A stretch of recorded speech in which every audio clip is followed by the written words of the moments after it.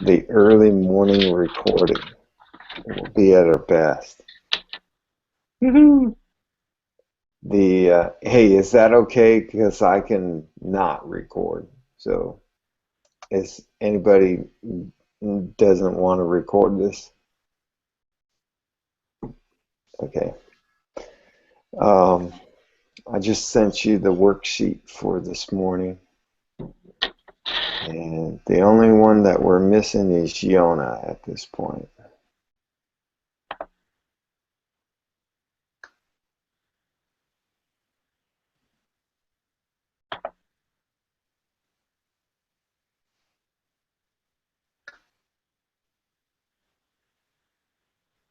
Chuck, did you get my gin map?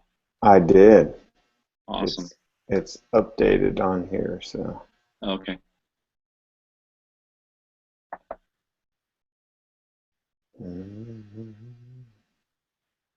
Nice. Okay.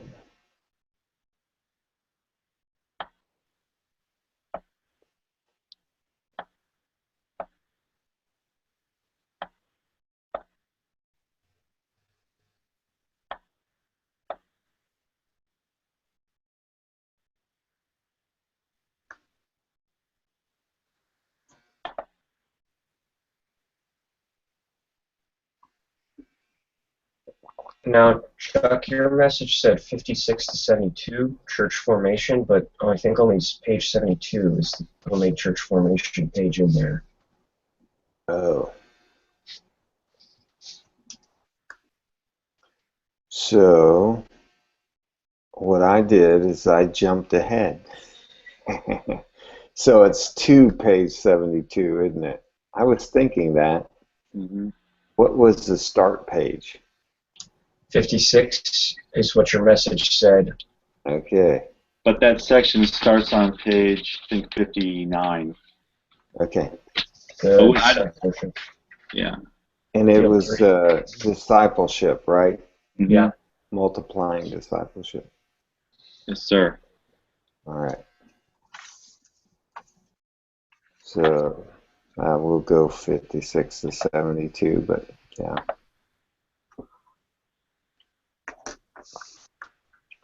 Well, I've read the manual like 4 times, but I studied the wrong section for this morning.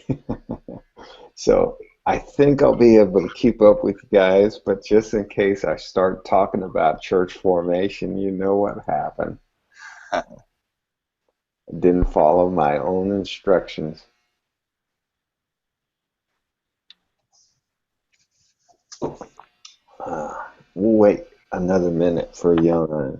If he can't make it, we'll get started. I hope Jeff found a good place. It looks like he got booted off. So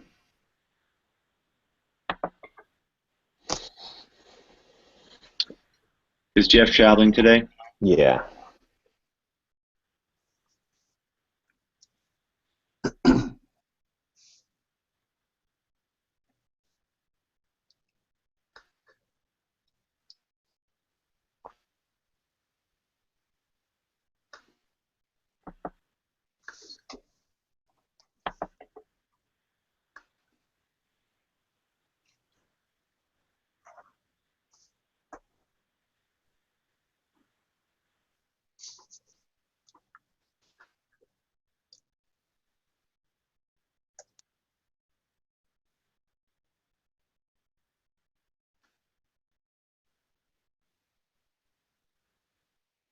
All right. Well, let's go ahead and get started. And how's everybody doing? Is everything going all right? We're not talking ministry, we're talking personal. Yeah, I feel like things are going really well here for me and my family, and yeah, things are going really well for us. So excited about today. Have gonna get a run in today, and then hang out with my daughter and my wife. So looking forward to it. Nice.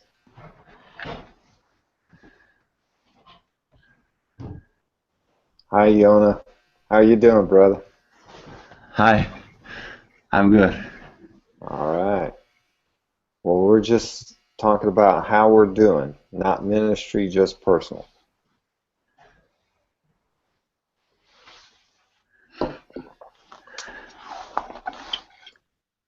I'm doing good, Chuck. My biggest transition right now is, I'm just deciding that real estate isn't necessarily something I'm ready to do. It's not necessarily a good fit, so I'm considering and poised to pursue getting back into accounting, and got some contacts. A friend here gave me a name of an accountant who gave me a name of a recruiter, so I'm going to start working that for a little bit, see how that pans out. I think I could do some real estate if I need to, but that takes a little certification and testing, and it was just going a little bit too slow for me. So so I'm shifted back into that. But family's good. Spent some time in Lincoln this last week. Got to see my daughter who was visiting from Virginia, and one of my kids. And I've been witnessing. Well, we won't talk about ministry to them, but yeah, things are going pretty good here at Colorado Springs. Cool. Jonathan, how's it going, brother? It's going well. My personal life is getting bigger, it seems like, as far as usually I don't have a whole lot of it, but things all bleed together, but I guess there's been more to it lately than usual, and so I'm also in a really busy ministry season, so trying to figure out how to juggle everything and sleep, and but it's good, it's exciting, it's a little too dramatic, but that's kind of how my life usually is, and I'm not sure if that's just what I attract or if that's the way I am, but so there's kind of yeah, so I started dating, which is why all this crazy. My personal life has got more to it now. All right. I'll be praying for that. It needs prayer, believe me. Yeah. Yona, how are you doing, brother? I feel like a bit unprepared. I thought we were gonna meet 1 hour later. Oh. Uh, I'm okay. I'm just very busy right now because I need to write like on a exam sort of thing that I need to give on Monday evening to my teacher. So I haven't finished it yet. Okay. So did our daylight savings time mess you up?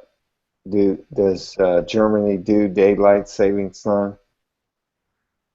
No, Yeah, no. that messed you up. We jumped back an hour, so here in the States. So you're the only one that didn't get the memo. Sorry. Yeah, I think they do it here as well, but I don't know when exactly. Okay. Yeah, so it's different. Okay. Well, I hope you do well on your paper, bro. Hey, Jeff, how are you doing? Jeff Lask. I'm doing great, guys. Can you hear me? Yeah, we can hear you well. Good. Where are you at right now, Jeff, besides in the dark? I'm in McAllen, Texas, down the Rio Grande Valley, Mm-hmm. and there's a family member in every room of our house, so I'm trying to find a coffee shop that's open. So I'm just driving. Ah, okay. All right. Obviously, we'll watch the sun come up as you're driving around. Okay. Well, let's see here. Jeff Mann, why don't you start us off with prayer, brother? Okay. Lord, we just thank you for this opportunity to meet together and, Father, just learn from each other. And Holy Spirit, we invite you to be in the center of this conversation. And we want to hear your counsel. We want to hear your wisdom. We just pray that your ideas and your thoughts, your inspiration, that it would rise to the surface, Father. And I pray that every one of us would be guided by you as we speak. And I pray that as we leave, that every one of us would be built up and edified in you, that Jesus would be exalted in what we say and in what we do going forth, Lord. And we just thank you for that in Jesus' name. Amen. Amen. Well, I forgot to tell you guys how I'm doing. I'm doing good, and it's great to be back home. So jet lag is almost done. So we're doing well. Okay, let's look at accountability from last time. We did schedule corporate prayer. It just so happened to happen while I was in Greece, but our Timothy church did 2 hours of prayer together. So I did that. Jonathan, you were going to do vision casting on why to teach the commands over. I did do that, not in as formal a way as I wanted to because of just scheduling things and the way Bible studies worked out. But it was definitely, I definitely emphasized, and it was part of the vision casting. So. Okay. Jeff Velasquez, you were going to meet with local people, do a hop search. I did not do that. The people were unavailable. Mm-hmm. You did find a house of peace, though. Yes. Yeah, that's good. So you went out personally. Jeff, man, you wanted to nail down your short-term discipleship. Yep, I got that done. So I got something to run with here. So I'm excited and enjoying it. Cool. I didn't want to steal your thunder because I know you did that. I got to see it. It looks good. Kevin, you wanted to do a new gen map and cast vision with the Oikos map. Yep, and I did both.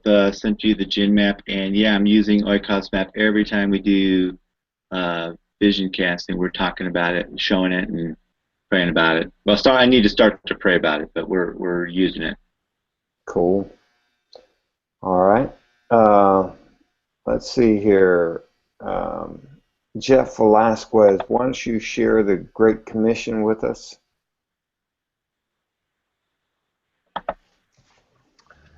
And Jesus came and said to them, "All authority in heaven and earth has been given to me. Go, therefore, and make disciples of all nations, baptizing them in the name of the Father, the Son, and the Holy Spirit, and teaching them to obey everything that I have commanded you. And behold, I am with you always, even to the end of the age." Cool. By the way, I don't have enough coffee in me. Good job on the accountability goals, guys. You're doing good. Let's look at our maps, and I got Yona's map up first. Yona, I think this is one older than you have. Sorry, I didn't update it, but tell us about. I also didn't send you a new one. Oh, that's okay. Tell us about the most exciting stream for you right now. That's what's happening. I'll send the link again via the chat. Let me do that. There's the link. Mm-hmm.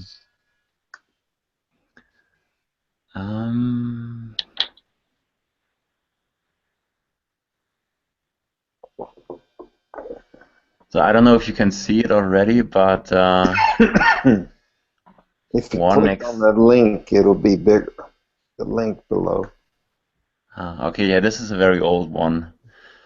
I have to definitely send you a new one. But there's a guy called Marcus, and he just led one of his roommates to Christ, and she is she's crazy for Jesus now. She's sharing Jesus with everybody that she knows. Mm. And before that, her father was a pastor, and she was very angry with God because they had like a bad Christian family background, whatever. And now many people that she's sharing with are getting interested in Jesus. And so Marcus is super excited to train her and to see her doing everything. And I'm excited to talk with Marcus and see him dealing with the situation. So our hope is now that through Lydia, that's her name, a new group will form. And yeah, it's very exciting right now. Nice. Okay. That's cool. Marcus has been on your radar for a while, man. He's turning out to be a great Timothy for you. Mm-hmm. Definitely. Okay, Kevin, we're going to your gen map here. What's most exciting on your gen map here? Most exciting, new convert, Marseille. She's Veronica's sister, and she joined the group that I was doing with Caleb and Veronica, and we did a story of hope the night she joined us because I wasn't sure she was a Christian, and same with Caleb, we just weren't sure. So anyway, at the end of the story, I challenged her and asked, "So is that something you'd be interested in doing too?" And she said, "Yeah." So she prayed. I encouraged her to tell God what she was thinking, and so she prayed right there, and really original prayer, and it sounded really sincere and genuine, and then so she's met with us to do the second command. Well, excuse me, she went into the commands with us the very next week, and Caleb, we had just gone through all of them, so I encouraged Caleb to take over, and he actually led that command. So cool. Guess we've got a church start there. Although I'll talk about that because I'm not sure how to organize that. Whether she, because I've known her too for about 2 years, and I've witnessed to her before. She's been in a study before that we did. So I'm not sure how to organize that, but that's exciting to see a new convert. Yeah. Yeah. Now you got 2 stars there, so she's been baptized. Oh, I thought 2 stars was new disciple. No, she hasn't been baptized yet. I'm going to wait till we do the baptized command. She's in Denver, even though Caleb and Veronica are in Utah. So I'm able to baptize her when we get to that. Okay, that's cool. Awesome. Sweet. Yeah. Okay. Yeah. Okay, Jonathan, you're next, brother. So I think Andrew didn't talk about last time, and so he has committed to recruit, and we're going to do a command study together. Also, he has he leads groups with a lot of youth.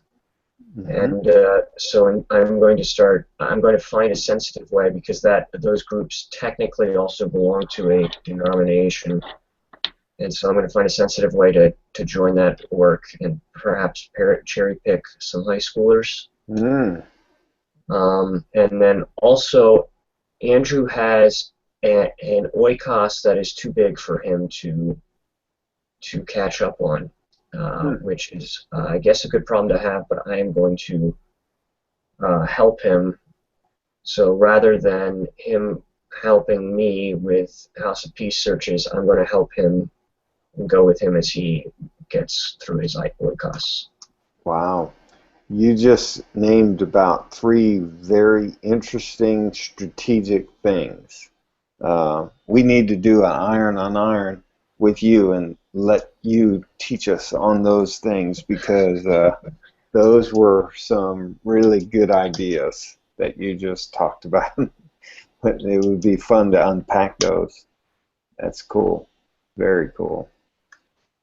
Okay, Jeff Velasquez, we're looking at your gen map. You probably can't see it since you're in your car on your phone. Yeah, I haven't. The reason why I didn't update my gen map is I haven't been able to. I only have one or two new churches on there, anyways. But we're starting to see some breakthroughs happen in our city that we moved to last summer, And there are several reasons why we think that. We're starting to see sincere interests and actions from local believers that we've been pursuing here in the city, as well as an openness for houses of peace searches.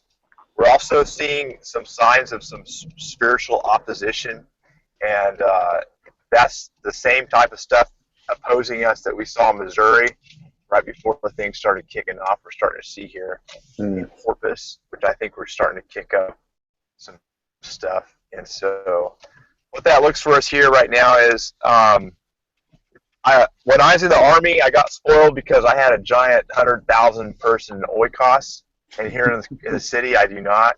And so the two-pronged approach that we're using is to go straight for the lost and to take any followers of Jesus that we can with us to mobilize people across the city. And so we have a church that's going to host a citywide training in April, and Chuck's coming to do that. But that's kind of what's going on here in Corpus. Cool. Well, actually, Jeff is leading that, and Chuck is coming to be a lackey and serve. So that's cool, bro. That's awesome. Okay, I think I'm next on the worksheet here. I think the coolest thing for us is our House of Peace across the street. Randy and Stephanie. It's one of those deals where like we got back and it was Tuesday night and we were all jet lagged, but we're like, hey, we're going to our House of Peace anyways, and then they canceled on us, and we were like, oh, here we go again. But they're our neighbors, and they're super excited about getting together, and we just saw Randy yesterday. He pulled up next to a stop sign, rolls down the window and said, hey, tomorrow night or Tuesday night, we're ready. You know, and super excited. And Deb saw Stephanie, his wife, and they're not Christians. And so Deb and I are super excited about them. And so next Tuesday night, we're going over for our second time. And they really enjoyed Zacchaeus. And so we'll be talking about the woman crying on Jesus' feet this time. So we're pretty excited about that House of Peace right across the street. All right, Jeff Mann. Yeah, things are going good. I'll probably talk about, with that girl at the bottom of my map named Jennifer. Led her to the Lord about 6 weeks ago, something like that. And she's been doing really well. We're going through the commands. We're in Command 6 now with her. She's been baptized. She's doing really well putting things into practice, so I'm encouraged by that. She's also been very active in sharing with her oikos. So she's getting some persecution, but she's getting some good response too. She's led her daughter to the Lord now, which is awesome. She's also brought her brother. I was meeting her to train her in one of the commands, and she ended up showing up, and she brought her brother and a friend of her brother's, both of who don't know the Lord. So we ended up together just sharing the gospel with them. And her brother, it comes from a rough background, but he ended up a few days later committing his life to the Lord as well. So excited about that. I'm training her now to train him through the commands. And so that's where we're at with that. I forgot there was one other thing I was going to say. I can't remember what it was. But anyway, so that's going pretty well. Oh, yeah, I know. Her brother's friend who came that day too. I talked to him, and I'm getting together with him for Story of Hope on Tuesday this coming week. So wow. I'm excited about that, and that's a good stream for us there. That's very exciting. Yeah. Man, I love hanging out with you guys. There's so much good stuff that Jesus is doing. So I love going through this process just hearing all the stories of what God is doing. And it's not supposed to happen here in America and Europe. So go figure, right? God's bigger than all those naysayers. So, all right. Well, let's go to the manual, and the assignment was pages 56 through 72, and the primary focus is on reproducing discipleship. So we'll just open it up. What did you all get out of this section?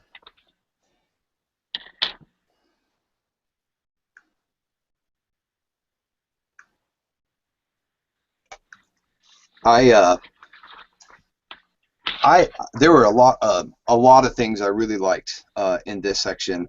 I think one of them for me was when he was talking about short-term discipleship.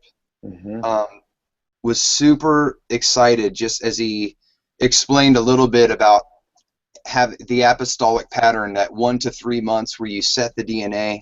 He had a quote in there: what a disciple does in the first 3 months of faith, he or she will reproduce throughout his walk. Then he said, if the disciple is asked to be passively observe the work of the church, passivity will likely be the DNA. And I thought that was so good. And so I was really just, even in my own time with the Lord reading the Bible, that concept of Paul having an apostolic pattern that he trained to use the same to train all his new churches with, and have them reproduce. So then when I read it in here, it was just confirmation for me. So I think that was something that was really exciting for me. Good.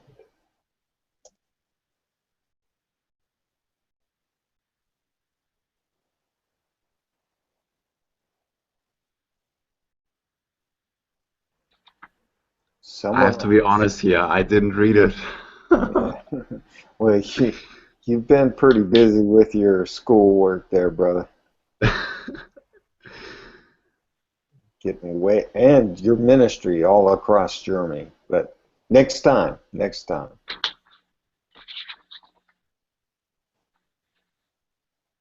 Chuck, I liked what Jeff said too. That was definitely one of the things I took, just the importance of that first 3 months, and making sure that we're teaching people to obey and holding them accountable and expect them to do that. But I think, one of the things that kind of caught me, it was kind of a reversal of what I had learned just from my own time with God and experience with discipleship with the NAVs. But I always thought of it as the milk was the word and the meat was the obedience, and they reversed it. They said no, the obedience is the milk, and you're feeding, being able to feed, that's the meat. And so that was a shift for me, and I can see that too, because when we stressed obedience right up front, we're calling them, they're setting that pattern, because there's so many commands to obey. Like you said, there's so many commands to obey. We can't teach them all, but we can teach them to obey, and then they'll apply that for the rest of their life. And just like Jeff said, if they get in the habit of doing that in 3 months, they're going to do that with everything. And so I've learned reverse that it's you want to get them in the Word and with God and relying on the Spirit, but that's going to take a little bit more time. But if you can get them obeying, that's the pattern, that's the dye you want to imprint for it to have the long-term impact. So that was what I got. Yeah, cool.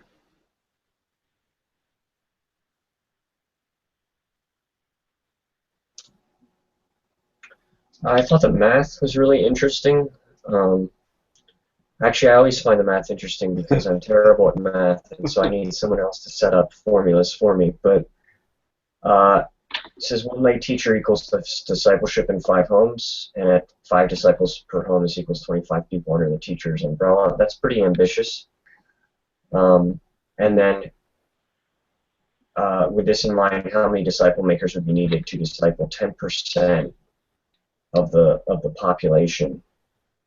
And so that I think those, basically you're going to need a quarter of that population group, whether you're going for 10% or the whole population.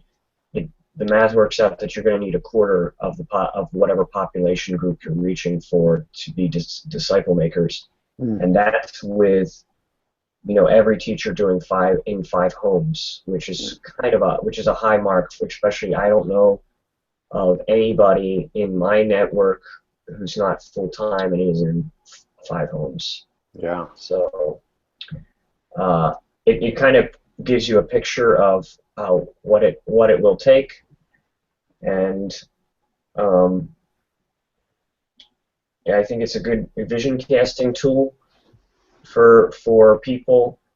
And a lot of times we do these kinds of tools we do for evangelism, like let's reach the entire city. And the fact that this is discipleship is really important because that's an ongoing transformation. It's kind of a goal that doesn't get given up on.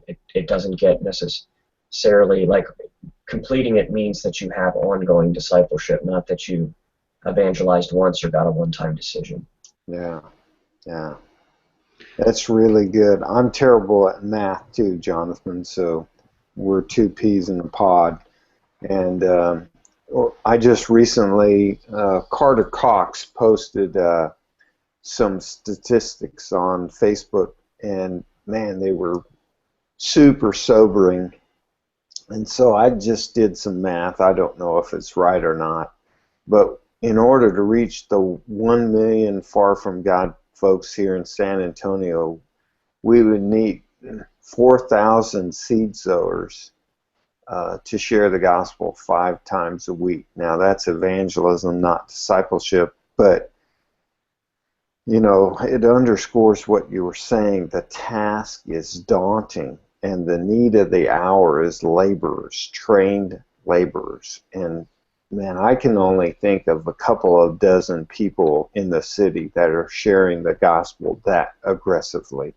And to think 4,000, whoa, man, we have a lot of praying to do, asking God to send laborers of that caliber, and we got a lot of training to do. So, yeah, that's a good word, bro.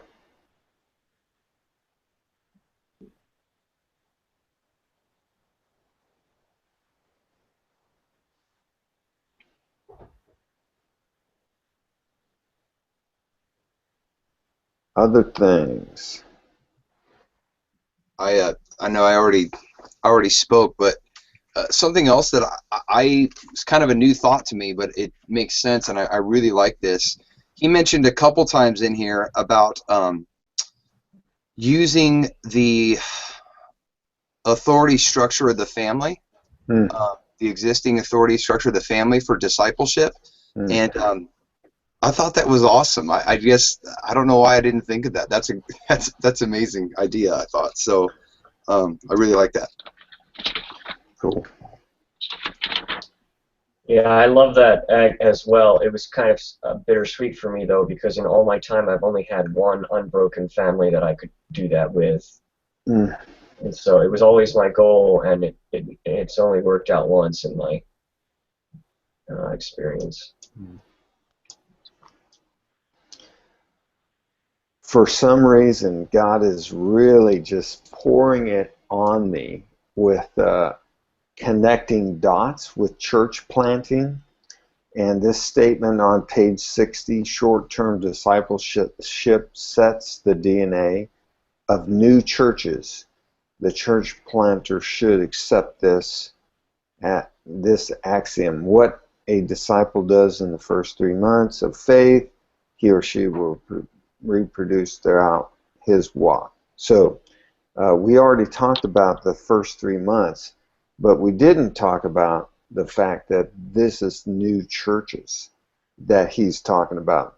The discipleship that we do with a brand new believer not only sets a DNA for them, but it sets the DNA for the church. And man, to me, this is like crucial to understanding how to get to movement. Your healthy disciples plant healthy churches, and healthy churches make healthy disciples. So it's cool how time is wrinkled here. The 4th field is wrinkled into the 3rd field. So.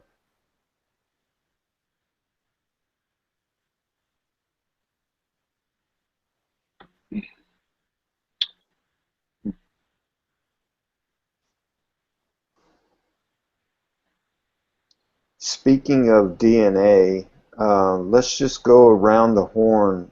How many of you all have evangelism at the front of your short-term discipleship? I guess we can just raise our hands. So, yeah. How about you, Jeff Velasquez? We can't see your hand. Oh, yeah, of course. Yeah. What do you guys think about that? Is that, well, I'll just leave it open-ended. What do you guys think about that? I think it's really important for several reasons. It sets the DNA, sets the concrete before it hardens, and it also is really good to filter people because I've started lots of little. I've probably started like 15, 20 little churches in the past year or so, and it's really quickly evident if people don't want to do that.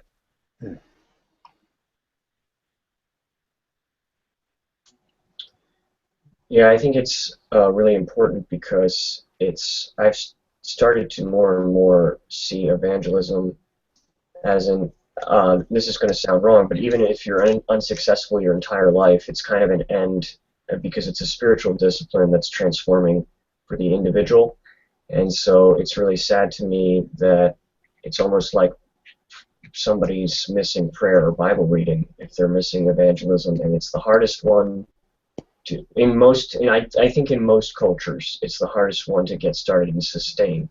Now, there are some cultures in which reading is harder, or like study is harder.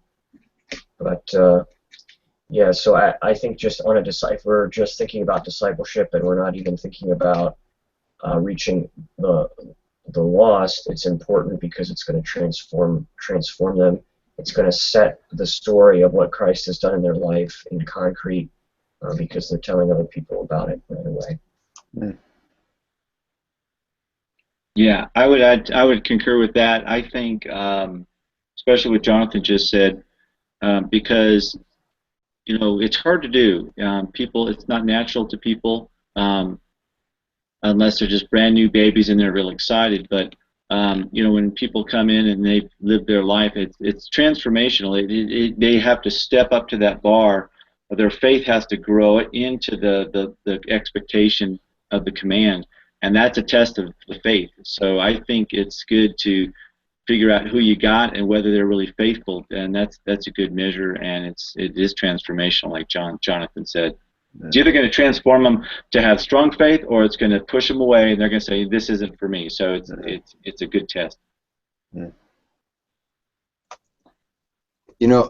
Something that stood out to me earlier this week, just in my Bible reading, it was somewhere in Luke. I can't remember exactly the reference, but there's a series of people who are coming up to Jesus and wanting to follow him, but let me first go and say goodbye to my family, that kind of thing.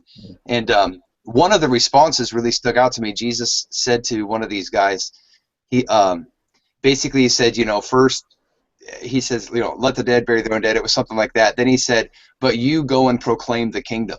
And that really stood out to me. I was like right away, first thing Jesus is telling this guy to do, he's like, go and proclaim the kingdom. And I read somewhere in some other book,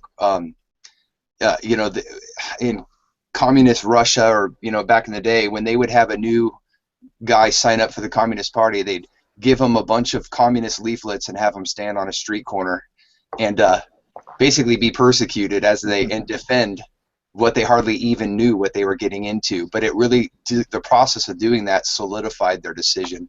And anyway, I think those are a couple examples of why it's important to have it right away.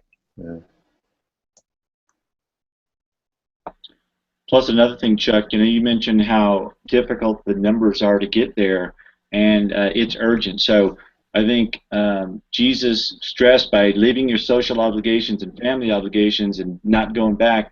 He stressed the urgency of it, and I think it's because the numbers. I mean, the longer we wait, the harder it is to reach the numbers and saturation of our communities. Yeah. Yona, you're doing a great job in Germany. Talk about this in Germany.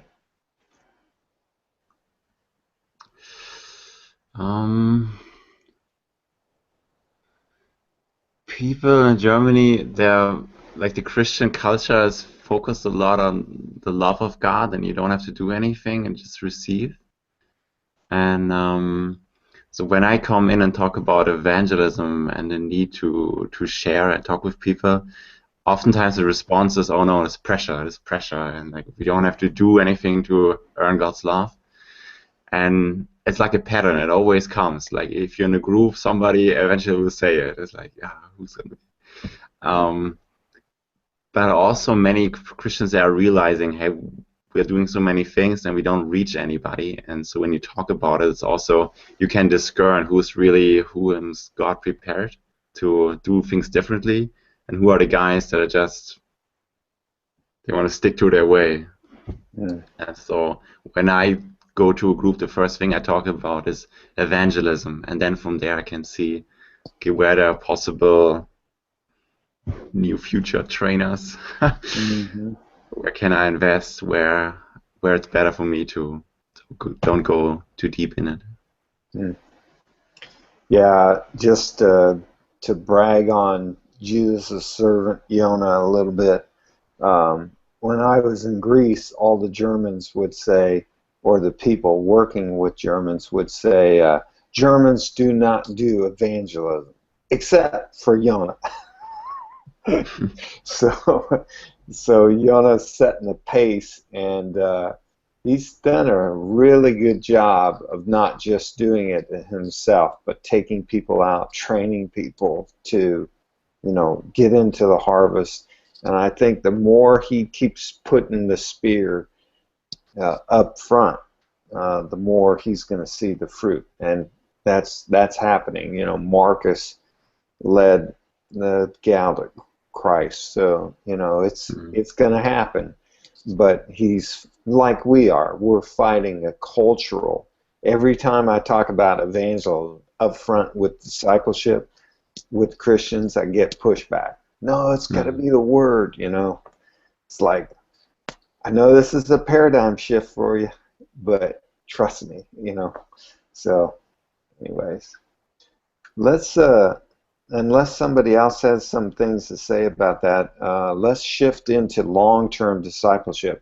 How many of you guys have had an opportunity to start long-term discipleship with guys or gals? Okay, Jonathan, Jeff, you got to do that in Missouri, right? You're muted. I know he did, so I'll answer for him. Yes. Yeah. Tell us some of the things that you were doing, Jeff, for long-term discipleship. Once we got to the place where everybody in our church was actively practicing the commands, at least the great majority of them, we did a mixture of topical studies based on the need of the group, and also just typical verse-by-verse analysis, chapter-by-chapter, through several key books like Nehemiah, for example, which is really good. Sweet. How about you, Jonathan? What have you been doing?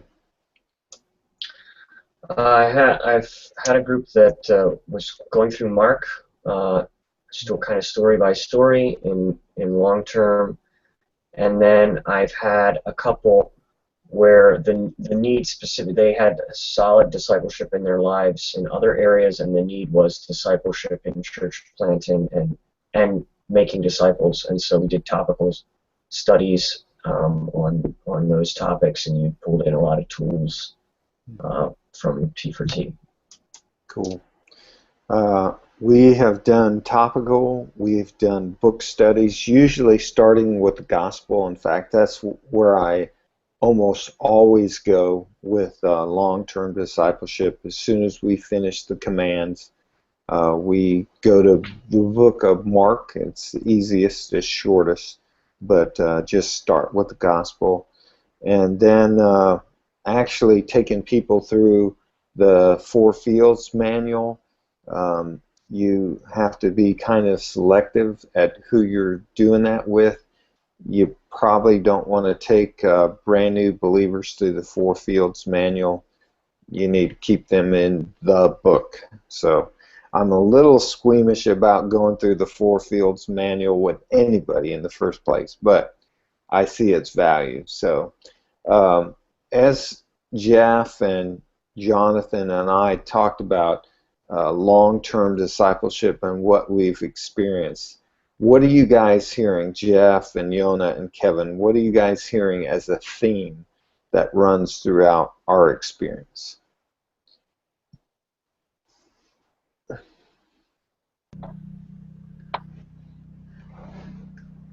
I think you basically you keep doing the same thing. You don't switch to no. Now we listen to sermons, and now I prepare the teaching. But you stay in the discovery Bible process, and just you have the Bible and you read, and you don't bring the command. Okay, this is specifically what we're going to talk about, but you open it more up, and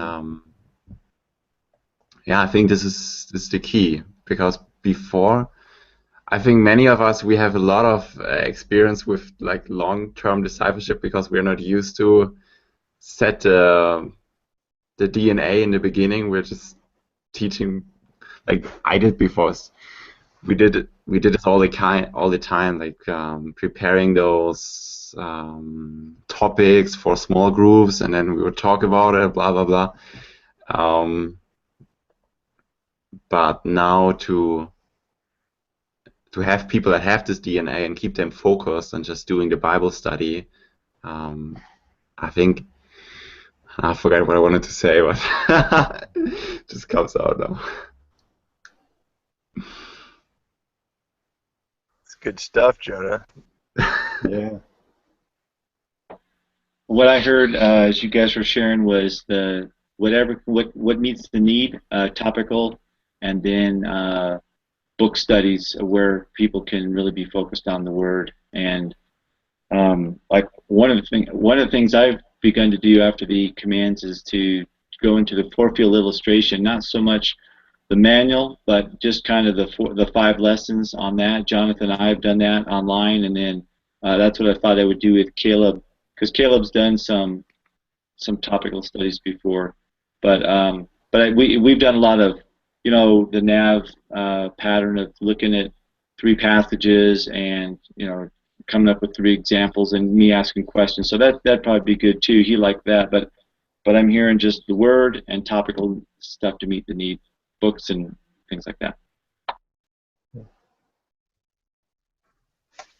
Yeah, I like it. In Jonah said this already, but it sounds to me, if I'm hearing right, that when you shift to long-term discipleship, you're essentially keeping the 3/3 process for the meeting format. It's just the new lesson part is not a specific command, but more like a passage or something that you're studying together. Is that correct?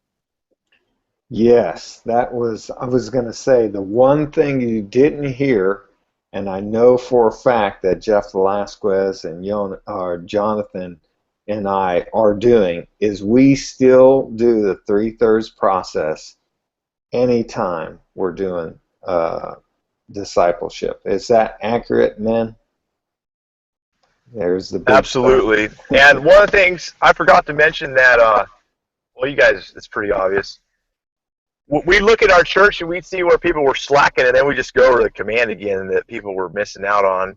Or one of the way you can do topical studies is the 7 or 8 commands is the how to do the command. You can also do topical studies on the why and the scope of the Bible supporting what's going on behind the command as a topic as well. Mm-hmm. Yeah.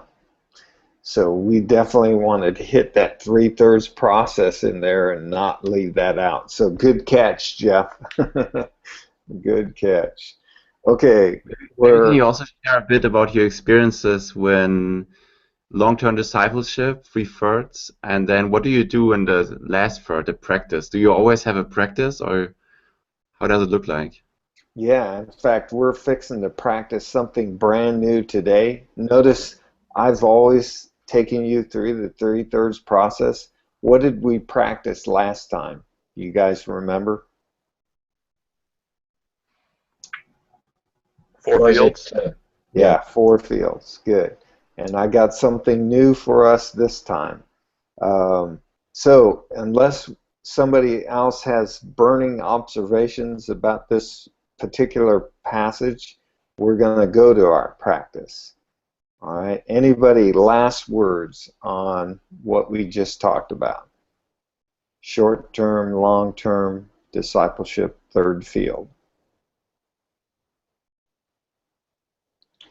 Okay, here's what we're going to practice. We're going to practice talking about what our short-term DNA is. So you probably have somewhere between 7 to 10 lessons.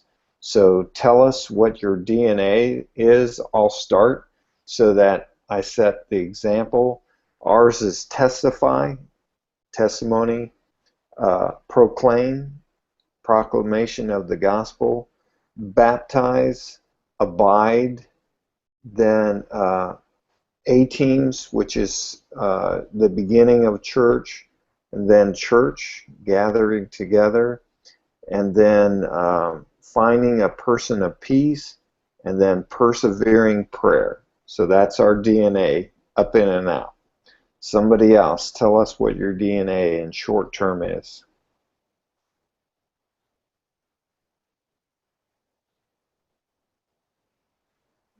I can do it. And go for it. We have a set that we call steps. And so the first step for a new Christian is to also learn how to share what's just happened, his story. And then he learns how to share God's story in a very easy way. We use the 5 fingers. And then he learns to be like baptism, and also baptism in the Holy Spirit. Yeah. Because many German Christians, they have no idea about it also. Yeah. And fourth thing is how to pray. What is prayer? 5th step is to read the Bible. Why is it good? Why we should do it? Number 6, step 6 is also A-teams. And then number 7 is what is church. And number 8 is how to find new people of peace. Good.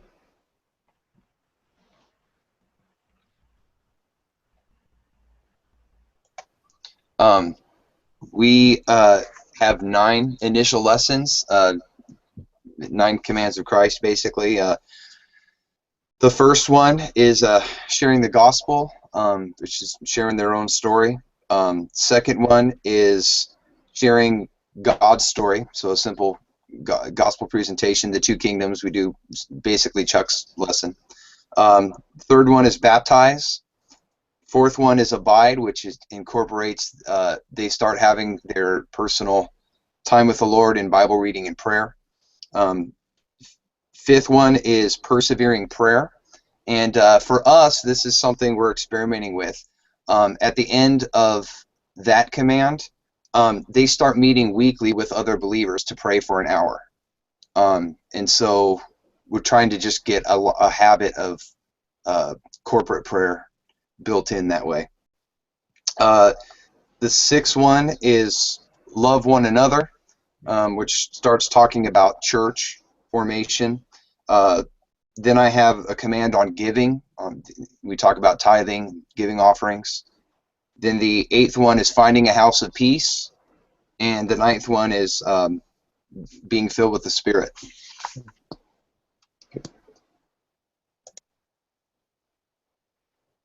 Yeah, I have 9 as well.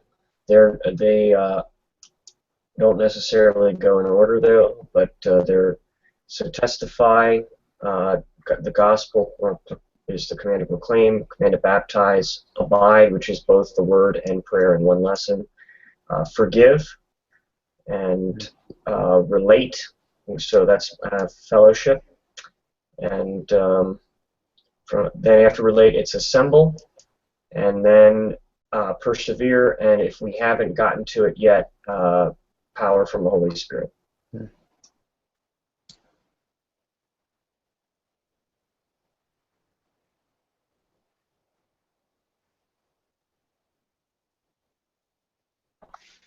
Chuck, I'm using I have been using the 7 you first posted to Jesus Up and Out, testify, proclaim, baptize, I do, abide and relate, and then assemble, and then persevere. But I noticed in your revision you kind of changed names a little bit and added one, and so I'm going to shift along with you, and obviously persevere is a good one to end on, but yeah, I'm gonna shift with your latest order. Mm. But I also felt one of the things I was going to do as I went through this was I need to finalize and exactly what I want to do, what I think God wants me to do. So I'm going to use yours until I can springboard into maybe in a couple months. Next time I do my next iron on iron, I want to try and have my own set. All right. Cool. Jeff Velasquez. Yeah, so for short-term discipleship, the first 3 to 6 months, we try to teach people how to live like Jesus lived in 3 areas: the up dimension with God, the in dimension with other followers of Jesus, and the out dimension to reach the far from God. And so under each of those categories, for the up, for example, we teach people how to abide in Jesus through the word of prayer. In the out, we teach people to share their story, to share Jesus' story, to find a person of peace in their neighborhood or city.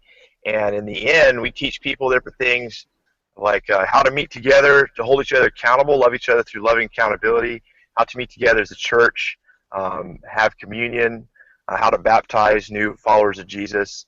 And so I exactly carbon copy Chuck's 8 commands. I just put Jeffrey.Velasquez@gmail.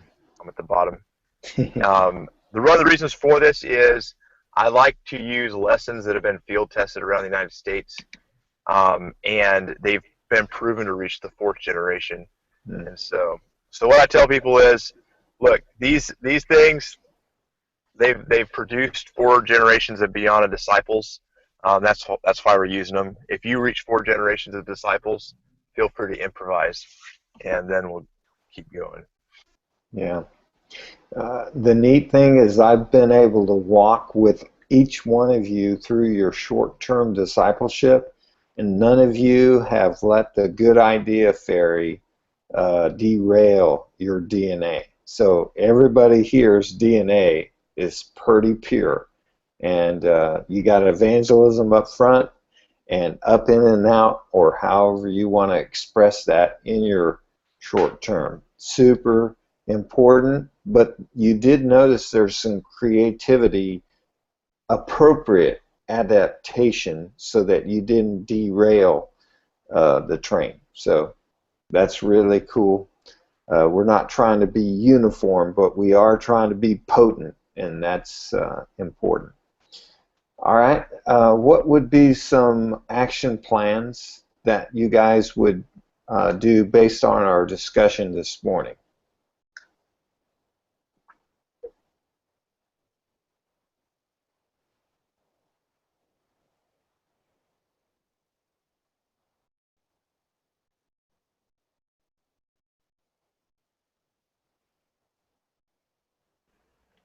I guess I want to read the manual.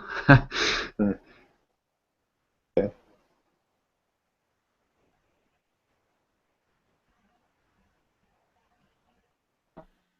I think for me, it's to choose the materials that that promote a healthy walk with God for long-term discipleship, and actually just kind of come up with a plan, because we've got the group with Caleb is moving into that, and if I continue with the group in Lincoln and re-engage them, besides just prayer walking, but re-engage them with long-term discipleship, I got to have a plan. So I'm going to come up with a long-term discipleship plan, specific books and things like that. And then I also want to do the short term, but I'm gonna hold off on the short term and just keep using the one we've got for now. So long-term discipleship plan.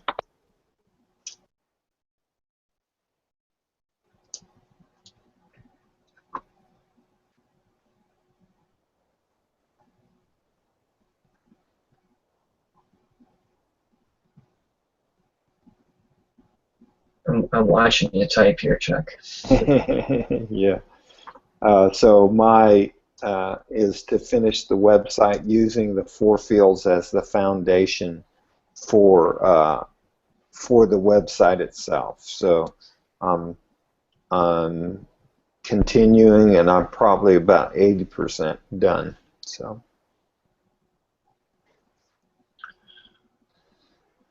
Yeah, I need to choose a new. Well, I need to pray about long-term discipleship plan with my one group. They so they've been through the commands, they've been through the 4 field study. I'm having them train me back in their command set, the command set that they're using, but their command set is completely untested and has lots of good ideas in it, but also lots of new ideas, which I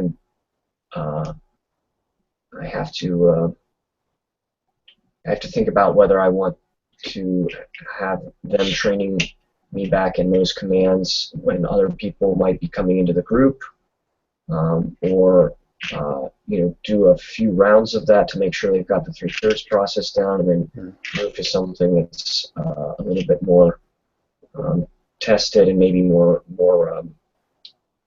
might be new information for the people who have been through the commands already. So, if anyone has any ideas for me, you can feel free to shoot them my way.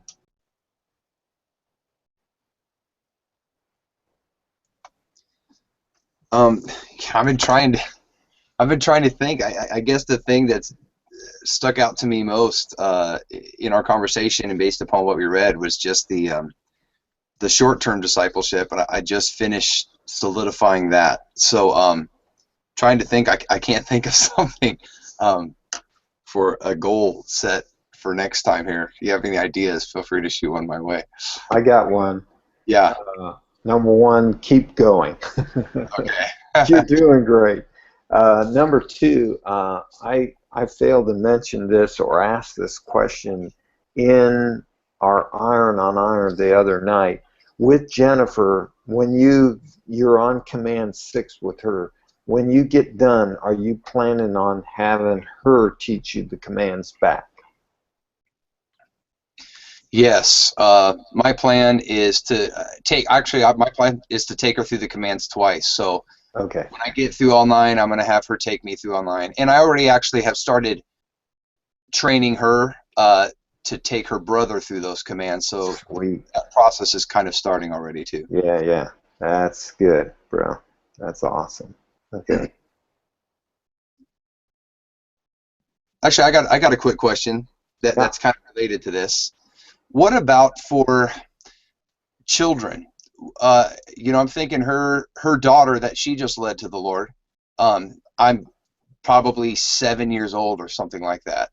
Definitely knows the Lord and is serious about following Jesus like a 7-year-old can be. I love the idea of having her disciple her little girl. Do you guys have any ideas for that? Would you try to take a 7-year-old through the commands of Christ, or would you simplify it down and just have her pray and read the Bible with her daughter or something like that?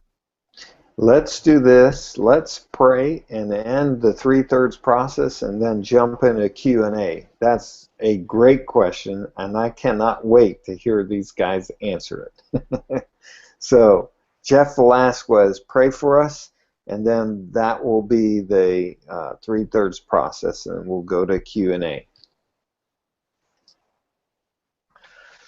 Father, thank you for Chuck and for Jonah and for Jonathan and for Kevin and for Jeff Mann and for Chuck, and thank you for teaching us through Chuck and through the 4 Fields manual.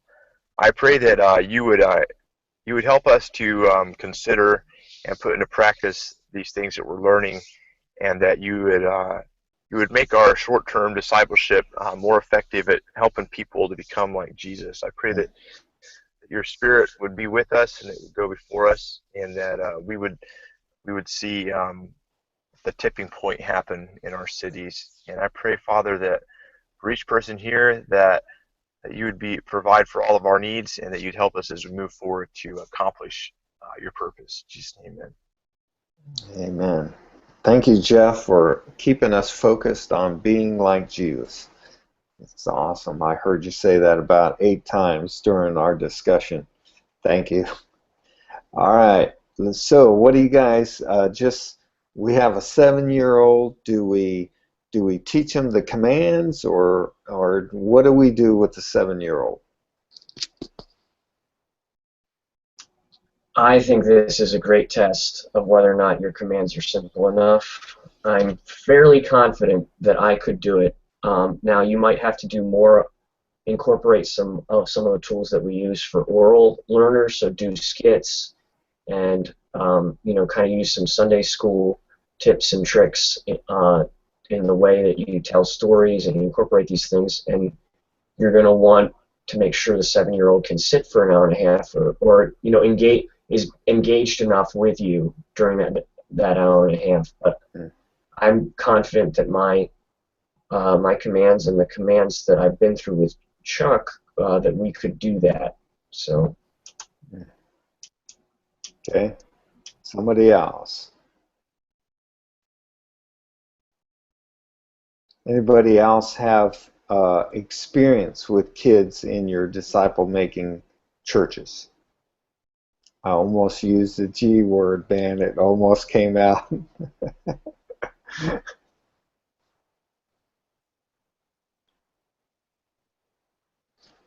Well, I agree with Jonathan. The great test for our material is, can kids do it?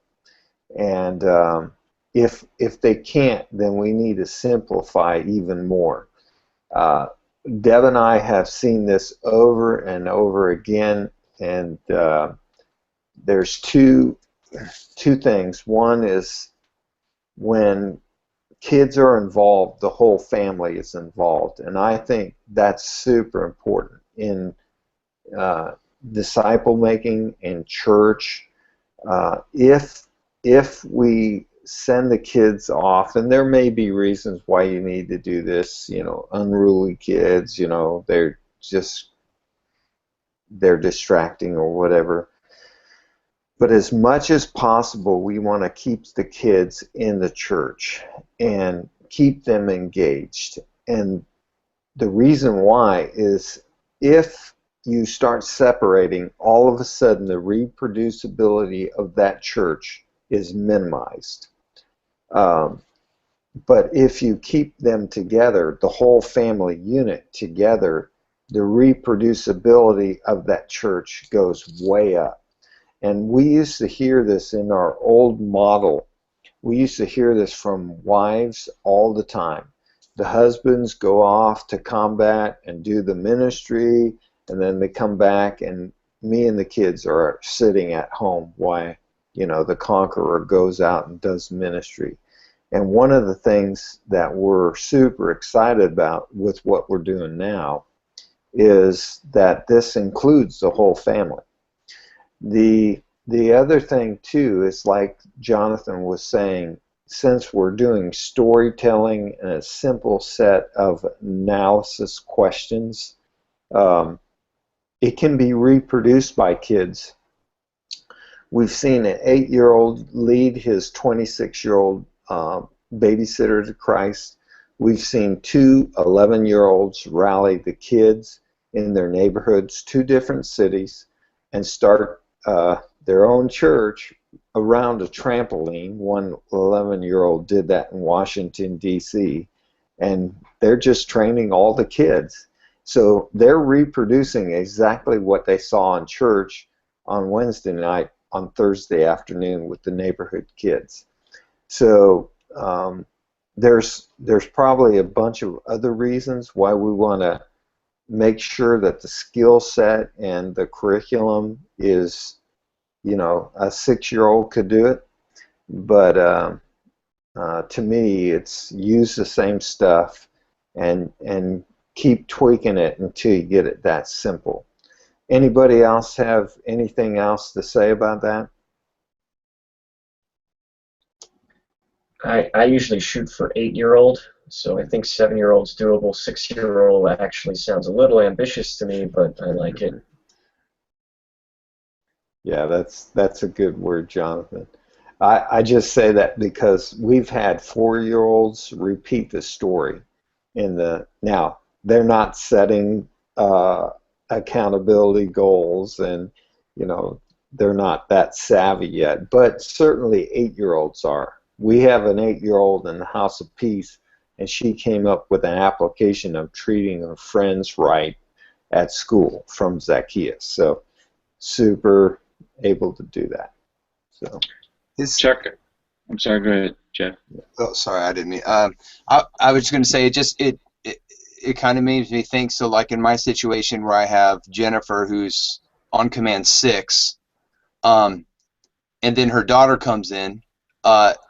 Do I just go back and redo Command 1, or do I just bring her daughter in on Command 6? I mean, how do you do that? I guess when a new believer is added to the group. Yeah, how do you go about that? I guess. Yeah, Sorry, that's a separate question. Great question. Another great question. Okay, what do y'all think? This is a great test of the reproducibility of your commands. So go ahead, Jeff. I think that if, in my experience, I asked Chuck this a while back, and if you have an existing church that's going through the commands and you add a new person in, one thing that's worked for us is you just keep going on what you're already covering. But you're like, oh, you're missing this command, and then you start helping the other members of your church teach that command to the new member on their off time. Yeah, and since it's her daughter, this is an awesome, perfect opportunity. She's going to have time to sit down and disciple her daughter, and if she isn't already, she needs to do that, and this is what she knows to use, and so I think it's like a golden situation. Mm-hmm. When it gets really complicated, let's say you have a church of 8 people, and you get 2 new people, and you're in long-term discipleship with the 8 people. It can get super confusing. So when you got that number of people, what you do is you just take your new people and form another small group during the church meeting, and during the second, third, look up. They split up into small groups, and they go through the commands while the rest of the church goes through long-term until they can catch them up. So there's a creative idea, because this is happening to churches all the time. Plan A is you keep moving forward into the houses of peace, but you have these people trickle into your church that haven't been through the commands yet. So that's a creative way to get them through the commands, which is essential. Because if you don't do that, you're going to end up with new people not getting the DNA. So, Chuck, my question, I was going to put a slight twist on Jeff's question, and that is, so do you wait till kids have made a profession of faith? And like when Caleb was mentioning, Caleb and I talked about this. By the way, when he led that command, we spent about 20 or 30 minutes afterwards. He asked tons of questions. So anyway, that's a good thing about letting them lead it from front to end. But anyway, so his question was, what's better, stories of hope or commands? And I was thinking that, if you do a story of hope, you want to be sure and ask them if they're interested in responding in a similar manner that the person in the story did, and then maybe get them more focused on the commands once they've made that profession, so they kind of see the order, and then plus where they're at too. What are your thoughts about that? Okay, the group answered that question. Stories of hope. It's kind of midstream, right, Kevin? You've been going through either commands and you get a non-Christian come into your group. Actually, I was more focused on the kids Okay. because just the kids again because he's got some younger kids. One's 4, but he's very very in tune. So, but specifically kids. Okay. Yeah. What do you all think?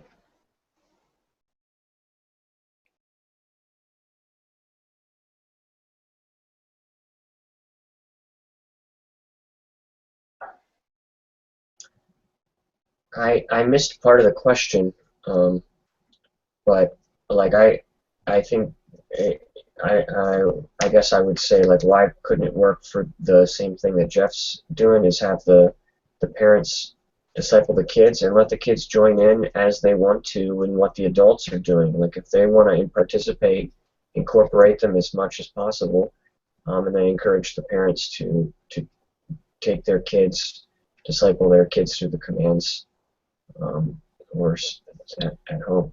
Yeah, I'm sorry, I wasn't very clear. Yeah, it was like, what do the parents do with their kids if they're not already part of the group? Because they haven't been part of the group; they've been in bed by the time we meet. We meet late. So, so yeah, I'm talking mostly the parents to the kids. Start with stories of hope, or start with commands. And do you wait till they have a profession of faith first? Here's a misunderstanding about the commands is that you don't start commands until people make a profession of faith. Actually, it's here in America that we're using 7 Stories of Hope a lot, and they work. You know, I'm all for them. I'm using them right now. But in India and different places, they start with the commands. They don't even start with the stories of hope, and they just disciple people into the kingdom. Actually, people are starting to obey Jesus before they're even professing Christians. So I think the key is with kids, it's oral and it's storytelling and it's simple. But that's the same key with adults as well. So, you know, you just teach the same things, but you make sure that your short-term package is simple enough that it stays story-based. And oh, by the way, even your long-term, in our Timothy church, we're working through Acts right now. And even though we're going through one chapter at a time, we take one of the stories out of that chapter and somebody tells the story. And we even practice the stories. So storytelling is super essential for both kids and adults. Did that answer the question, Kevin? Yes, perfectly. Yeah, and that's exactly what that was my first impression. That's what I told them is, you do the command, you kind of assume that they're going to believe because that's, you know, what this whole household of peace thing does and ministering through families is you just assume the whole households are going to come to Christ and you just assume the faith and teach the command. So yeah, I appreciate that. But I heard what you say is make sure it's oral storytelling and simple, and I think that's fits the bill perfectly. Thanks. Mm-hmm. Okay. Yeah, we're hitting on families really good, and this is super important. If we're going to see a movement, it's got to be family oriented. It's got to be oikos. So that's good stuff. Jeff, is this scratching the itch for you?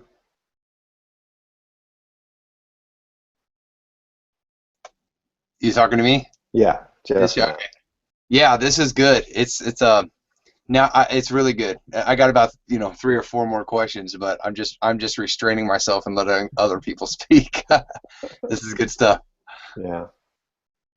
Yeah. Now there is the question about unruly kids, undisciplined kids. That's a whole different ball game, and then you're going to have to get creative because you can't derail the whole church just for one kid swinging off the chandeliers, you know. So that's something you got to deal with. But remember that discipleship is all of life, and part of discipleship is parenting. And in a traditional setting where we shuffle the kids off to the kids' church or Sunday school class, You never get to see parenting in action. But the way we're doing church, you get to see parenting, you get to see character. And so you get to disciple parents in their parenting skills, and that is essential. You get to disciple people in their marriages. Again, that is a missing element. You know, we teach classes on parenting and we teach classes on marriage, but nobody sees the nitty-gritty where you get to address specific issues until you start living life together in that church. So Yeah, as I was going through this lesson, I realized just how integrated, not compartmentalized discipleship should be, and how I wished I had known, you know, the first 3 months of my Christian life, what I'm teaching, what I'm helping people know. And if I had had my family read the Bible with me and ask questions about it every night, rather than be shuttled off to youth group where the focus was, you know, a pool party or, you know, having fun. Man, I just think that we can make so much more ground if we integrate this thing rather than compartmentalize it and make it artificial. Paradigm shift. Other questions? We've got about 8 more minutes. Okay, I got one about short-term discipleship sets, because we've all got different ones here. That's a trend I'm seeing in the people that I train, is that most of them want to tweak, which I've talked about before. It might not be normal, but you know, I feel like it puts most people through a period of testing and failure that in some ways slows us down. You know, my commands are basically yours. I can tell you right off exactly what's tweaked in them. I added listening prayer to the process. I cut out plum and did a teaching on head, heart, hands prayer instead, and I added a command to forgive, and really the Holy Spirit's command is just kind of a placeholder. So, I mean, I ended up using what was field tested pretty much exclusively, and the commands that I am kind of seeing right now by someone who's been thoroughly trained by multiple people in their command, I'm like, it's not gonna work, and they're gonna have to go through a season of failure where they realize it's not gonna work. So I'm kind of like throwing up, like, is this something that we can? Is there a better, like, can we help people not go through that season of failure and slow themselves down by trying to tweak everything and create their own right away, or do we need to just let that happen? Yeah, good question. What do you guys think? I think the only people that have a lot of time to tweak these commands are people that are in full-time ministry. Not my experience, but okay. That was both a dig and an exhortation. Okay. Somebody else. Yoni, go ahead. I think I would say that it depends on if people are teachable, because sometimes you tell them something, they automatically say no, it's this, and so then you just try and then you see. But when people, if they really listen and you can give a good explanation, I think then they will likely just adapt and don't change it, and they don't have to have this period of making or doing failures, and they can just from the beginning they can do it.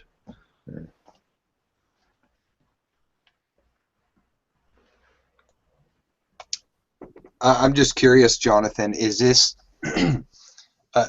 when you're running into this, the people who are usually wanting to change stuff and do their own thing with it, are these new believers that you led to the Lord, or are they mostly established believers that you started training? I'm just curious. No, always established believers. I should have mentioned that. Yeah, always established believers. Yeah, this problem is non-existent among brand new believers or non-believers. So, yeah, I would say, unless you guys have experienced a non-believer saying, let's change this curriculum. I've never seen it, but it's always believers who have been in the church for a while. The good idea fairy is alive and well, and I think it's part of our culture. It's part of Europe as well.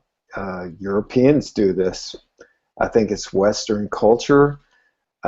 Everybody has a better idea, and they just have to go through the pain of not multiplying and not seeing it work, and then they have to be humble enough to come back and say, what's going to work. Now, it's not everybody, but it's a lot of people.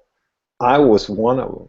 I read T for T, and I was changing stuff as I was reading the book. Part of that is I'm so stinking apostolic, I think that way. But the other thing is I'm too arrogant, I'm too proud to say, well, what they worked is good enough. I can just do that, And so it's an issue, but pain is a great motivator. So I think, Jonathan, part of the answer is a lot of people just have to go through that pain of failure. And all of us are failing even when we're using the good stuff. So that needs to be underscored. Failure is a huge part of this process. So yeah, that's a challenge too. I find that most people think that they're doing better than they really are. Like most of the iron on irons that I do, which I haven't done a whole lot, but I think most of them people have been shocked that they're doing as well as they thought they were. I changed the command, like I created my own command set because my partner really wanted to and kind of dragged me into it, kicking and screaming. And then once I had it in process, I started training with you. I stole all of your ideas and started tweaking. But I don't know. I think that's kind of frustrating to be to try to figure out how to deal with people who you have no generations and your materials aren't working, and how do I tell you this, and encourage you, and at the same time, and it's because you're not seeing it. Yeah, I think that's where good iron on iron. So it's good that you're doing that with them, and the end state, the vision, is what's really going to drive this thing home. If they have the vision and they want to see multiplication and generations of disciples and church planners, then they're going to come to that conclusion. But if the vision's not clear, then they're just in love with their materials. And once a person's married to their materials, it's very difficult to unplug them, and it's a paradigm shift, and so that's the big fight in the West. It's just a paradigm shift. If you're talking to a Hindu or a Muslim or a Buddhist or an atheist, whatever you say, bro, here it is in the Bible, okay, I'll do it. But when you're talking to Western Christians, we're having to unlearn so much, so it's tough, but it's worth it. So, all right, well, we're out of time. I'll stay on, and I'm going to end this broadcast, but I'll stay on. And if you guys need anything, the next thing we're going to do is Kevin's Iron on Iron. I know you guys got busy schedules and stuff to do, so you can take off for sure. But it was a good time being with you this morning.